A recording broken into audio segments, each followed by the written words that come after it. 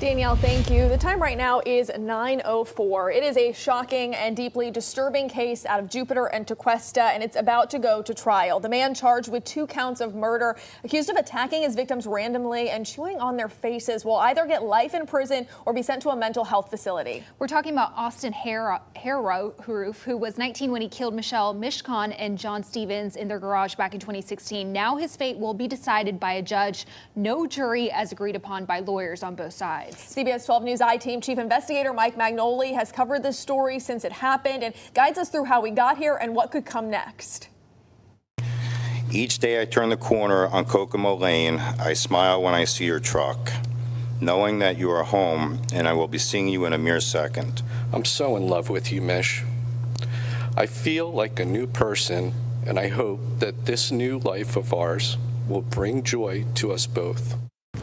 That last picture, John and Mish on their boat, lived on Kokomo Lane. This was a couple that embodied the spirit of South Florida, and they touched a lot of lives. At the memorial service for John Stevens and Michele Mishcon in August of 2016, the families agreed to allow cameras inside to put the focus on the lives that were lost, not the person who took them. Can you tell us why you hurt those people?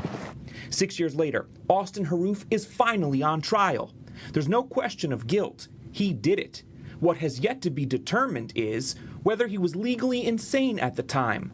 A judge will rule on that after an estimated 3 weeks of evidence and testimony. Here's what happened on the night of August 15, 2016 in Tequesta. Austin Harrouff was eating dinner with his mom and dad at a Duffy's on Indiantown Road. He's seen in this security camera footage walking away from the table. Dad thinks he's going to the bathroom. Instead, Austin leaves Duffy's and wanders out into the community. He covers more than 3 miles. At some point during the trek, he strips off his clothes. Then, naked, he winds up outside John Stevens' garage. John and Michele called it the Garage Mahal, a comfortable place to hang out with neighbors and take in fresh air when the door was up. But that night, it became the scene of a savage and baffling massacre. Using a pocket knife and garage tools, Harrouff stabbed John and Michele repeatedly. 2 complete strangers. Then a neighbor, Jeff Fisher, saw what was happening. He ran over to help. Harrouff attacked him as well, until Fisher retreated back to his house and called 911. When deputies arrived, they used a taser on Harrouff, a police dog. Neither slowed him down, and he screamed at deputies to shoot him.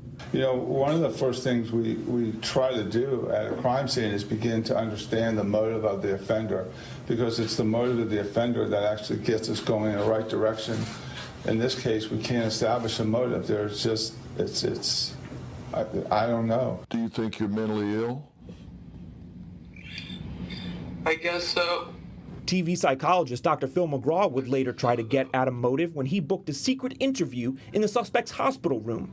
Harrouff used a tablet to respond to Dr. Phil's questions and spoke of an imaginary friend and out-of-body experiences. Court documents obtained by the CBS 12 News I-Team reveal the killer had been Googling demonic possession prior to the murders. He had reached out to Oprah Winfrey for help. In journal entries and scribbling rap lyrics, he described having an entity inside of him, something that felt wrong and scary. Harrouff has been examined by experts working for prosecutors and experts from his own attorneys over the years. Those evaluations will be scrutinized during the trial. And one of those experts already triggered a motion to the Court of Appeals because he does not want to testify. A lot of people remember watching Austin from the bleachers. He was a once powerful and promising athlete. We may never understand why he did what he did. And now it's on the judge to decide if he'll spend the rest of his life in a jail cell or a mental health facility. The death penalty is off the table. And CBS 12 News will cover this trial every step of the way, on air and online, so stay with us as this progresses. It is 5:05 right now, and for the past 6 months, the CBS 12 News I-Team has been talking with insiders and child rights advocates about Florida's Department of Children and Families. A viewer asked us to investigate cases when kids are taken out of their parents' care and struggle their way through the system, often enduring abuse and begging to be sent back home. Yeah, last Monday in the first story of this series, the I-Team profiled a family caught up in the domestic violence. In this case, the abuser used DCF intervention as a weapon to get revenge for being being thrown in jail. Now you'll hear from a young man who learned when a family gives over a child willingly, it is not easy to get them back. And her story has an ending you'll want to stick around for. Here's I-Team Chief Investigator Mike Magnoli. Alexia Nichavev has few pictures from her childhood. On the wall, these were taken before the accident, before life changed forever, before Florida's Department of Children and Families came into the picture. I wanted to go anywhere, like even jail would have been better than that for me. 9-year-old Alexia was living in Wellington when her mom and stepfather were badly injured in a car accident. My mom just spiraled. As Alexia tells it, mom became addicted to pain medication. Then her stepdad overdosed on the pills and died. Then mom, grief-stricken and struggling with her addiction, couldn't care for the girls, so the two grandmothers stepped in. But Alexia wouldn't talk. She wouldn't eat. Finally, her grandmother, overwhelmed and frustrated, asked Florida's Department of Children and Families to take care of her. Alexia was immediately sent to a so-called safe house, then placed in a group home in Orlando. And she says she was sexually assaulted multiple times while in the system. It just felt like I was being thrown around to anybody without any type of background check or any type of attention to what was going on behind those doors of where they were placing me. In the years that followed, Alexia says the cruelty and abuse were common. Her grandmother told DCF she wanted to take Alexia back, but it wasn't that simple. It's too late. She's already in care. You already said that. And like, if you want to take her back out of care, you have to go through the court proceedings. Alexia says grandma, who emigrated from Haiti, struggled with language and cultural barriers, and she couldn't manage to get her granddaughter back.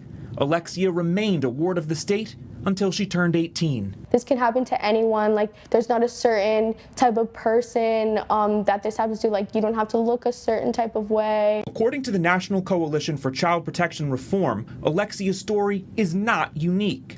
Florida's DCF often removes children from homes where the coalition argues addiction services and counseling might have kept the family intact. It happens all the time. It happens all the time across the country.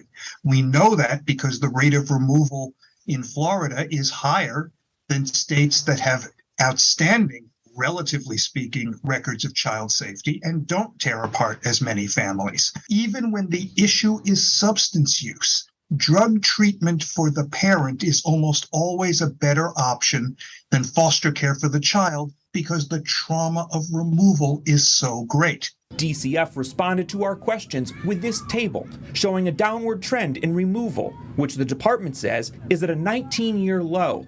And the department says only 6% of children in Florida foster care are placed in a group home, compared to the 10% national average. Now, in spite of all of her challenges, Alexia graduated from FIU with a bachelor's degree in psychology.